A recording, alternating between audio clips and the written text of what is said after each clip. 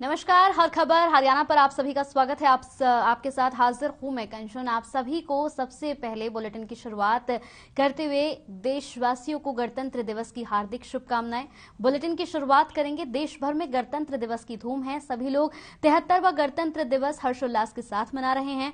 War memorial पहुंचकर प्रधानमंत्री नरेंद्र मोदी ने शहीदों को श्रद्धांजलि दी। इस मौके पर रक्षा मंत्री राजनाथ सिंह भी मौजूद रहे।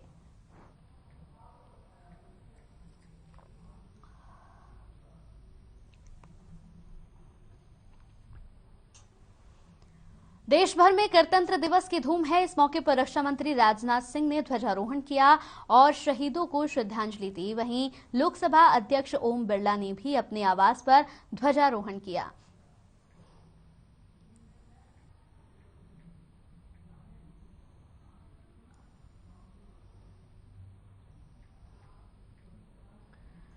देश भर में गणतंत्र दिवस की धूम है। इस मौके पर हिमाचल प्रदेश में 16,000 फीट ऊपर आईटीबीपी के जवानों ने ध्वजारोहण किया। वहीं उत्तराखंड के कुमाऊं में भी 0 डिग्री सेल्सियस तापमान के बीच आईटीबीपी के जवानों ने 12,000 फीट ऊपर ध्वजारोहण किया। इसके साथ ही लद्दाख बॉर्डर पर भी आईटीबीपी के जवानों ने 15,000 फीट ऊपर -35 डिग्री सेल्सियस में झंडा फहराया।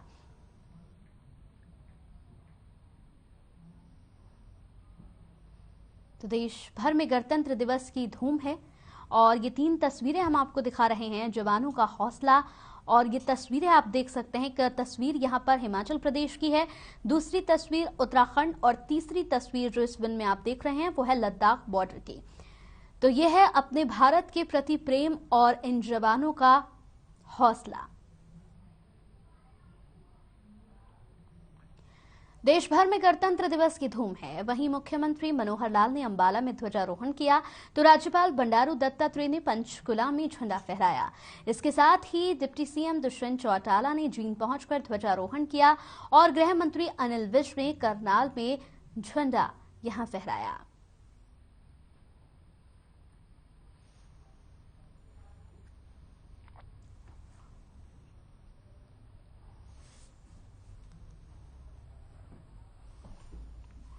गणतंत्र दिवस पर कृषि मंत्री जेपी दलाल ने भिवानी पहुंचकर झंडा फहराया तो शिक्षा मंत्री कंवरपाल गुर्जर ने कुरुक्षेत्र में ध्वजारोहण किया।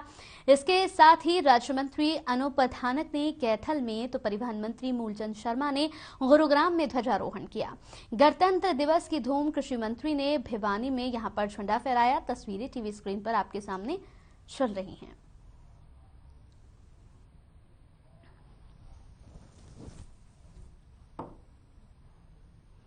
वहीं देश भर में गणतंत्र दिवस की धूम है। इस मौके पर विधानसभा अध्यक्ष ज्ञानचंद गुप्ता ने यमुनानगर पहुंचकर ध्वजारोहण किया। साथ ही महिला एवं बाल विकास राज्य मंत्री कमलेश ढांडा ने रेवाड़ी में झंडा फहराया और गणतंत्र दिवस की बधाई दी।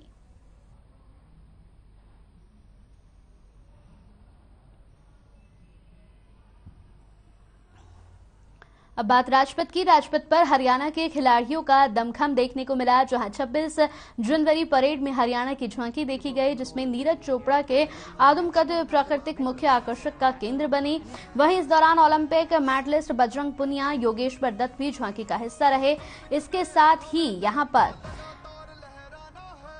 ज्वेलिन थ्रो में गोल्ड जीतने वाले सुमित आंतिल भी इस झांकी का हिस्सा बने। राजपथ पर का नजारा ये टीवी स्क्रीन पर आपको दिखा रहे हैं।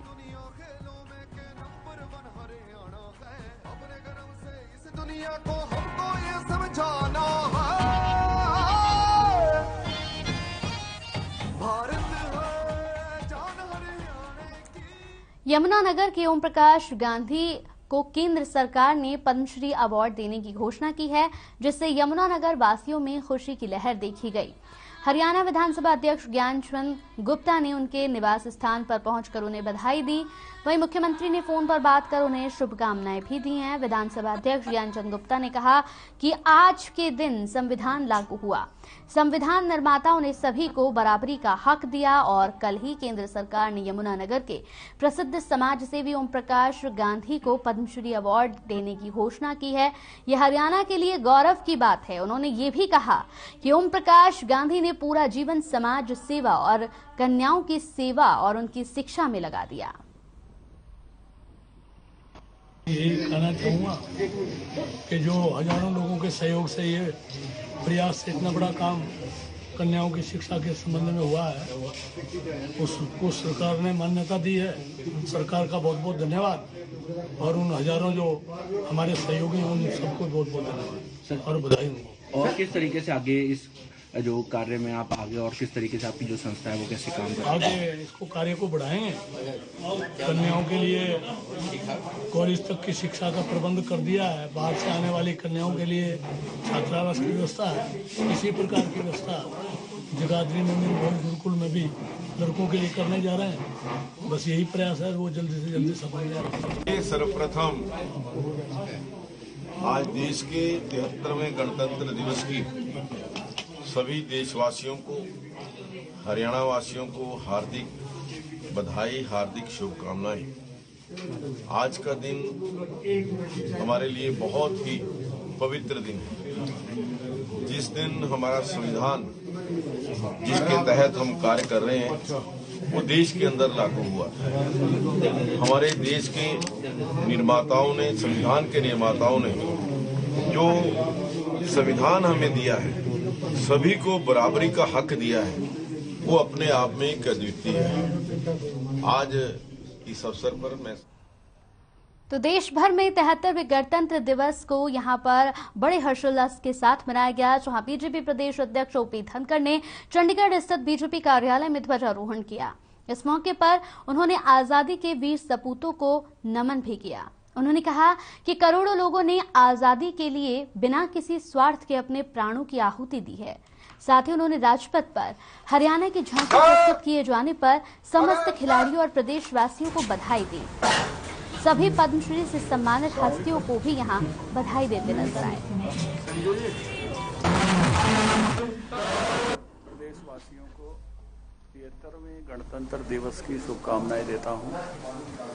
जिन साथियों ने इस साल शिखर को छुआ और बहुत ऊंची सफलताएं प्राप्त की, और जिन साथियों को इस बार पद्मश्री से नवाजा गया, चाहे हमारे खिलाड़ी नीरज चोपड़ा जी हों, सुमिता अंतल जी हों, चाहे हमारे ओम प्रकाश जी महाशय हों, वीरेंद्र तंवर जी हों, चाहे हमारे मदान जी जो है साइंटिस्ट हों, इन सबको भी मैं शुभकामनाएं देता हूं।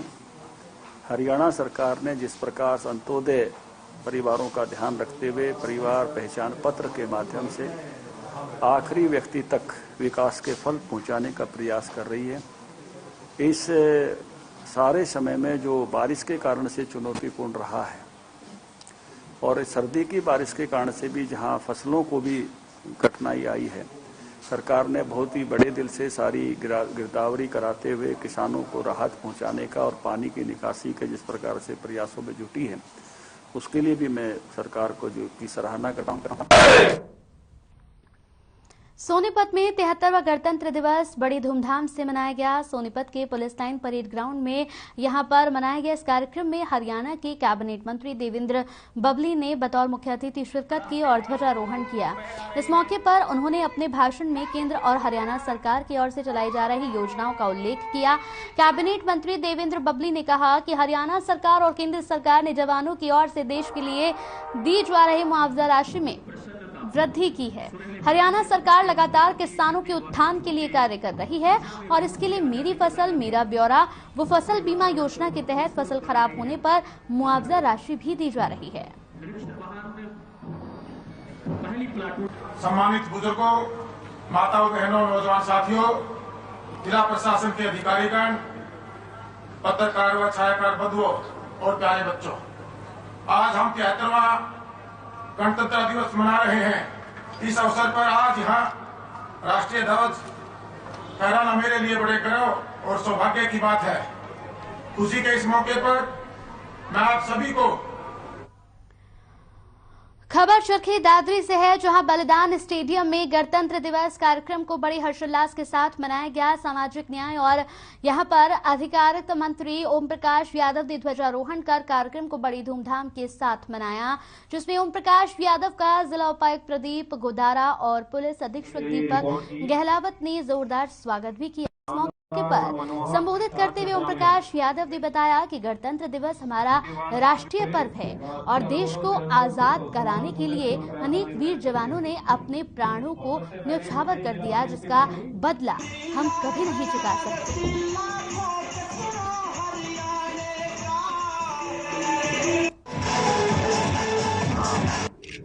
गणतंत्र दिवस को पूरे देश में बड़े धूमधाम से मनाया जा रहा है और उसी कड़ी में हरियाणा सरकार की तरफ से दादरी जिले में मेरे को यहाँ ध्वजारोहण करने का आदेश हुआ।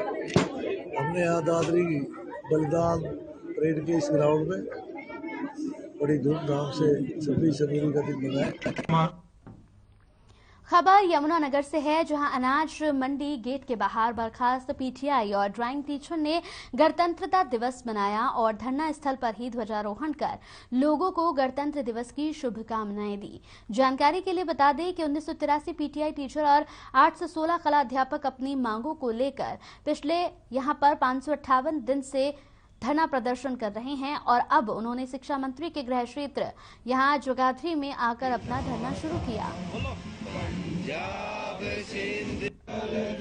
पहले तो मैं 73वें गणतंत्र दिवस के उपलक्ष्य पर जो हरियाणा शारीरिक शिक्षक संघर्ष समिति और हरियाणा कला अध्यापक संघर्ष समिति की तरफ से सामूहिक तौर पर पूरे हरियाणा में आज यमुनानगर में जो माननीय हमारे शिक्षा मंत्री जी का गृह जिला है, उस स्थान के ऊपर हमने 73वां गणतंत्र दिवस सबने मिलकर बड़े धूमधाम से यहाँ पर मनाया है और हम इसके माध्यम से आज ये जो गणतंत्र दिवस है, हम सभी देखिए कि अनुशासन की और कला के जो पुजारी अध्यापक हैं, इन्होंने एक अच्छा निर्णय लिया है कि हमारे अंदर उन शहीदों के प्रति जिन्होंने संविधान बनाया और देश को आजाद कराया, उनके प्रति कितनी आस्था है उसको आज प्रकट किया। बेशक ये चलिए, यहाँ वक्त हो गया है एक छोटे से ब्रेक का। ब्रेक के बाद जल्द हाजिर होंगे और मेरे सहयोगी अमित के साथ देखेंगे खास पेशकर याद करो कुर्बानी।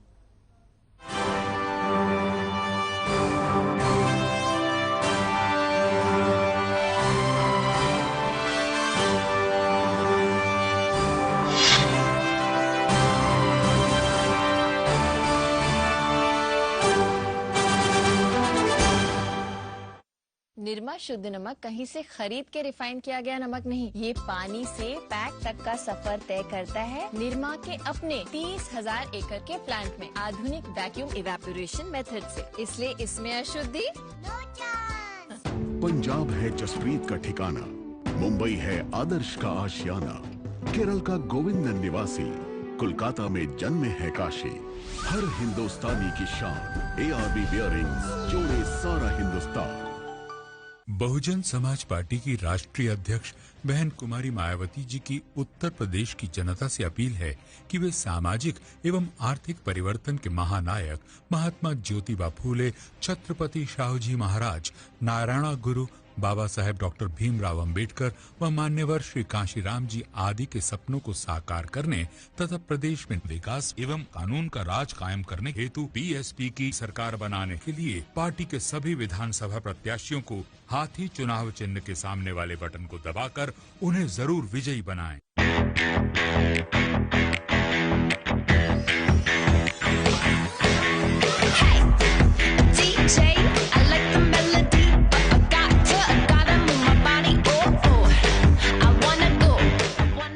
पार्षद मुकेश कुमार सैनी, उपाध्यक्ष सोना भाजपा मंडल की ओर से आप सभी देशवासियों, प्रदेशवासियों को गणतंत्र दिवस की बहुत बहुत बधाई व हार्दिक शुभकामनाएं।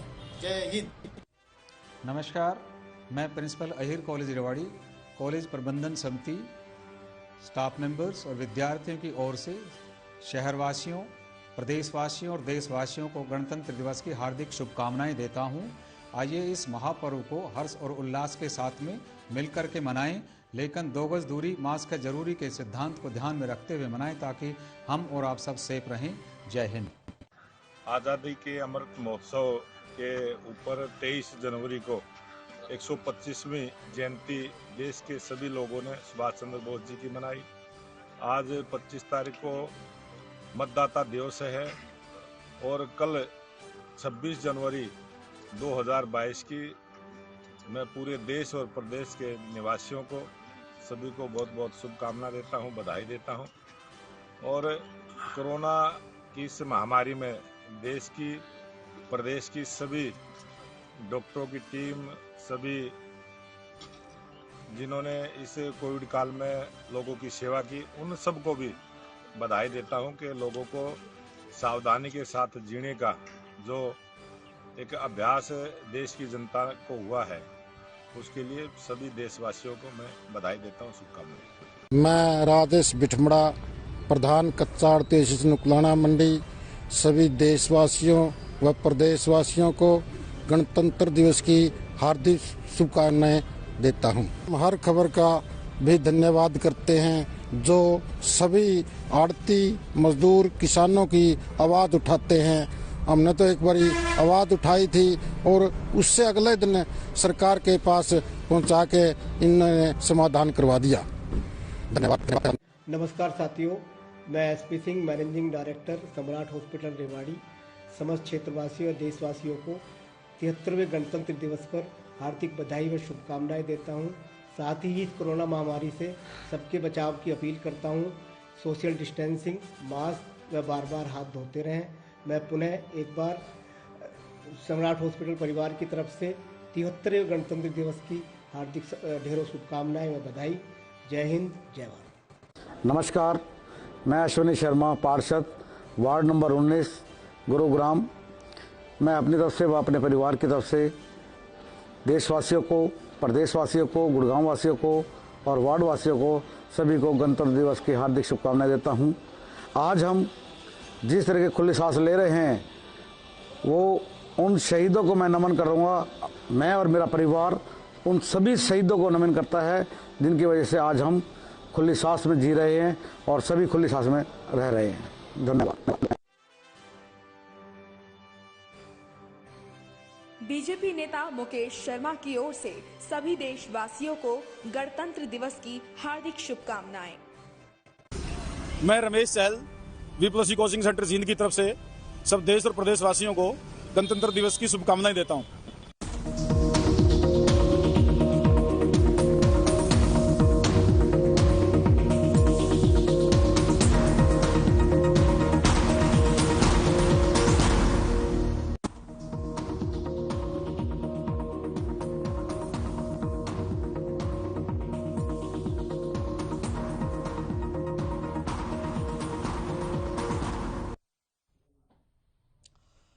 मैं जला हुआ राख नहीं अमरदीप हूं, जो मिट गया वतन पर मैं वो शहीद हूं। नमस्कार, स्वागत है आपका हमारी इस खास पेशकश जरा याद करो कुर्बानी में। 26 जनवरी एक ऐसा दिन जब देश लोकतांत्रिक बना और देश को इस पर गर्व है।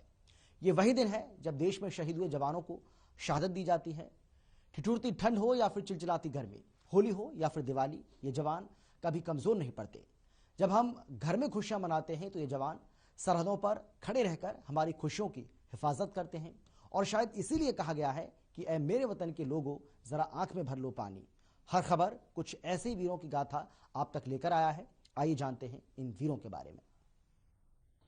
तो वहीं ऐसे ही कुछ वीरों की जो कहानी है वो लगातार हम आपको दिखा रहे हैं। हर खबर ने इससे पहले भी कुछ ऐसे ही वीरों की कहानी आपको दिखाई थी। एक रिपोर्ट आपको दिखाते हैं।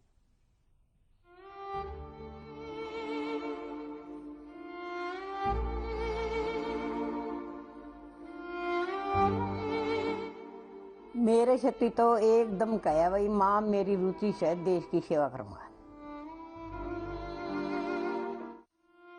हरियाणा सदा से वीरों की भूमि रहा है। हरियाणा का नाम देश के लिए कुर्बानी देने वाले शहीदों के लिए भी जाना जाता है। ऐसे ही एक वीर है हिसार के गांव के नाला में किसान परिवार में जन्मे राजबीर कुंडू, जिन्होंने देश के लिए शहादत देकर अपने गांव, प्रदेश और देश का नाम रोशन कर दिया। राजबीर कुंडू को अभी बीएसएफ में 2 साल भी पूरे नहीं हुए थे कि आतंकवादियों से लोहा लेते हुए राजबीर भारत माता के लिए 19 जून 1992 को शहीद हो गए।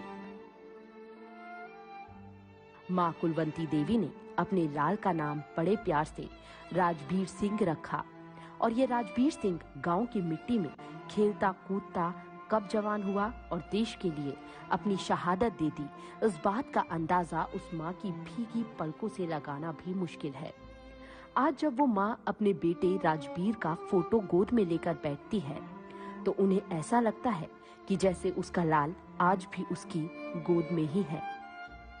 आरोती बड़ा शौक था कूद खेल भाग दौड़ में, बचपन से शौक था। मेरे छठी तो एकदम कहा भाई माँ मेरी रुचि से देश की सेवा करूंगा और मैं तो फौज में लगूंगा। मेरा बेटा बहादुर था। वहीं शहीद के भाई भूपेंद्र सिंह ने बताया कि राजबीर उससे बड़ा था और शहीद ने 7वीं तक की पढ़ाई गांव के नाला में की। उसके बाद 10वीं की परीक्षा उन्होंने नजदीकी गांव साहू से की। वहीं अपनी सीनियर सेकेंडरी की शिक्षा के दौरान राजबीर का बीएसएफ में भर्ती होने का सपना पूरा हुआ। 27 जुलाई 1990 को राजबीर सिंह ने बीएसएफ ज्वाइन की और जम्मू कश्मीर में ट्रेनिंग के बाद उसे ड्यूटी पर तैनात किया गया। राजबीर सिंह मेरे से 5 साल बड़े थे। बचपन से ही उन्होंने कहने का मतलब खेलने का कूदने का बड़ा जुनून था और उनकी लिखाई हैंडराइटिंग में वो बहुत ही ज़्यादा स्कूल में कहने का मतलब बहुत ही एक होनहार वो थे। उसमें कई बार उनको शाबाशी भी मिली हुई है। उन्होंने बचपन से ही फौज में जाने का एक जुनून था। बीएसएफ में लगने के बाद राजबीर की मंगनी सरोज बाला से तय की गई।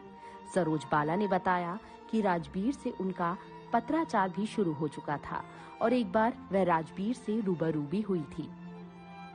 राजबीर में एक देश के लिए अलग से जज्बा था और वो बहुत बहादुर इंसान था। एक दिन जब सरोज बाला को पता चला कि राजबीर देश के लिए शहीद हो गया तो उसे उस पर बड़ा गर्व हुआ और उसने उस दिन ठान लिया कि जिस परिवार में ऐसे बेटे ने जन्म लिया था उसी परिवार की बहू बनना पसंद करेंगी। उसके बाद सरोज बाला की शादी शहीद राजबीर के छोटे भाई भूपेंद्र के साथ की गई। आज उनके परिवार में बड़ी बेटी अंजू रानी, छोटी बेटी मंजू रानी और बेटा नवीन कुंडू शहीद राजबीर को आदर्श मानकर उनके पद चिन्हों पर चल रहे हैं।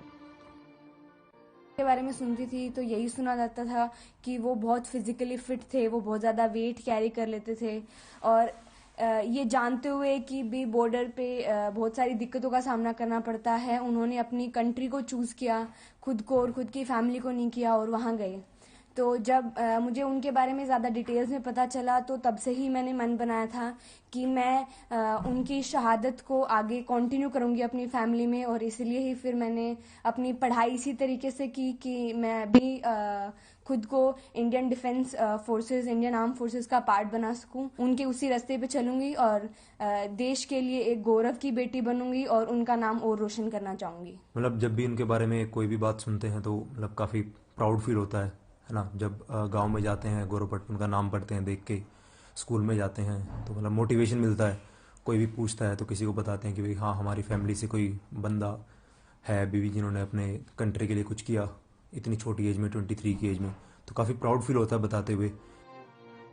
19 जून 1992 का वो दिन पूरे गांव और देश प्रदेश के लिए एक दुखद की घड़ी था। उस दिन एक पिता ने अपना पुत्र, माँ ने अपना एक लाल और भाई ने अपने बराबर की बाजू भाई को खो दिया था। लेकिन बावजूद इसके सभी को गर्व था कि उनका खून देश के काम आया है। हर खबर भी ऐसे वीरों के शौर्य को नमन करता है। हर खबर के लिए हिसार से अनूप कुंडू की विशेष रिपोर्ट। और ऐसे एक वीर हैं जींद के आशीष कुमार, जो करगिल युद्ध में 15 जून 1999 को दुश्मन से लोहा लेते हुए वीरगति को प्राप्त हुए थे। रिपोर्ट देखिए।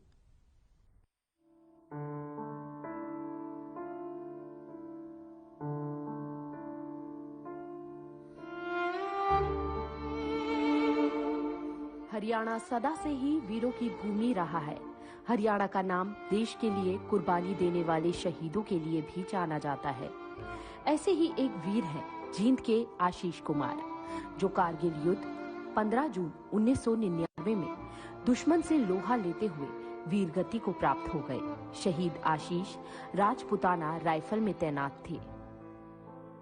जींद के खिमाना गांव के रहने वाले आशीष कुमार 1997 में आर्मी में भर्ती हुए थे, जो दुश्मनों से लोहा लेते हुए 15 जून 1999 में कारगिल युद्ध में शहीद हुए थे। शहीद आशीष के पिता राम मेहर का कहना है कि आशीष का बचपन से फौजी बनने का सपना था और 10वीं कक्षा में वो आर्मी में भर्ती हुए।